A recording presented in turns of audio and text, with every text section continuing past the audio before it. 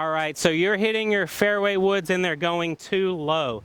What I'm going to do is show you how to use your Saber to really help that ball get in the air a lot easier. So what you're going to work on is just continue to swing. You know, I'm not going to reinvent your swing here, but I want you to continue swinging the same way that you always have. But here's the little twist.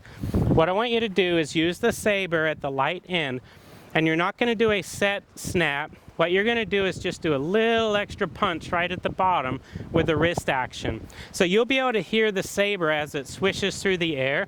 So let's say, for example, and I'll do it slowly, this is your normal swing, right? So it's very kind of wide, and you're not getting any punch at the bottom. That's what's causing that ball to stay low.